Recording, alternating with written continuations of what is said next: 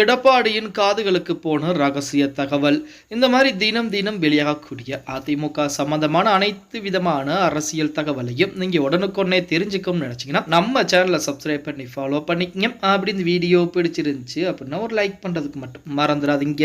அனைத்து இந்திய அண்ணா திராவிட முன்னேற்ற கழகத்தை பொறுத்த வரைக்கும் நம்ம அனைவருக்குமே தெரியும், தற்போது 2026 சட்டமன்ற தேர்தலுக்குரிய வேலைப்பாடுகள் அடுத்து மிக தீவிரமாக பார்த்து கொண்டிருக்கிறார்கள் அப்படிங்கிற தகவல். இப்படிப்பட்ட ஒரு சூழலை எடப்பாடி பழனிசாமியின் காதுகளுக்கு ஒரு ரகசியமான ஒரு தகவலானது சென்றிருப்பதாக தகவலும் வெளியாகி இருக்கிறது. அதாவது அதில் இரண்டு தகவல்கள் சொல்லப்படுகின்றன. ஒன்று என்ன அப்படின்னு பார்த்தோம்னா, அதிமுக இருக்கக்கூடிய முக்கியமான நிர்வாகிகள் தற்போது நமது சசிகலாவும் அதே போல ஓபிஎஸ் தரப்பிடமும் பேச்சுவார்த்தை நடத்திக்கிட்டு இருக்காங்க. அதுவும் ஒரு சில நபர்கள் மட்டும்தான் பேச்சுவார்த்தை நடத்திக்கிட்டு இருப்பதாக தகவல் போகிறது. இன்னொரு புறத்திலே அண்ணன் எடப்பாடி பழனிசாமிக்கு எதிராக, அதாவது அதிமுகவை இந்த முறையும் கண்டிப்பாக வீழ்த்தியாக வேண்டும் அப்படிங்கிறதுக்காண்டி திமுகவை சேர்ந்த நம்ம அண்ணன் ஸ்டாலின் அவர்கள் பார்த்தீங்க அப்படின்னா அடுத்த கட்டமான வேலைப்பாடுகளை பார்க்க ஆரம்பிச்சிருக்காராம். அதாவது தற்போது அமெரிக்காவில் சுற்றுப்பயணம் செய்து கொண்டிருக்கிறார். அமெரிக்காவில் சுற்றுப்பயணம் முடித்துவிட்டு தமிழகத்திற்கு வந்ததற்கு பின்பு அமைச்சரவையில் மாற்றம், உதயநிதி துணை முதலமைச்சர், இந்த மாதிரி வேலைகள்லாம் நடக்கப் போகிறது. இது எல்லாமே ஒரு புறத்தில் இருந்தாலுமே ரகசியமாக முக்கியமான தலைவர்கள் நியமித்து 2026 சட்டமன்ற தேர்தலுக்குரிய வேலைப்பாடுகளில் முழு கவனமாக இறங்கி பார்க்க போகிறாராம் அப்படிங்கிற மாதிரி தகவல் தற்போது வெளியாகி இருக்கிறது. இதுதான் எடப்பாடி பழனிசாமியின் காதுகளுக்கு பார்த்தீங்கன்னா இந்த ரெண்டு தகவலும் ரகசியமாக சொல்லப்பட்டிருக்கிறது அப்படின்னு சொல்லலாம். அப்போ திமுக இந்த நடவடிக்கை எடுத்தால் அதற்கு ஆப்போசிட்டாக அதிமுக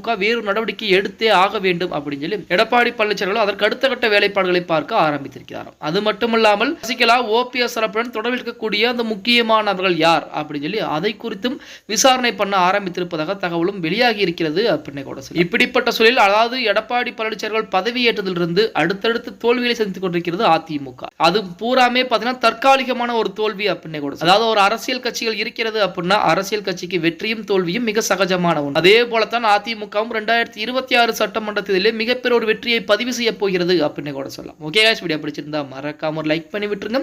அப்படி இந்த வீடியோ ஃப்ரெண்ட்ஸ் அண்ட் ஃபேமிலிக்கும் ஒரு ஷேர் பண்ண மறந்துடாதீங்க.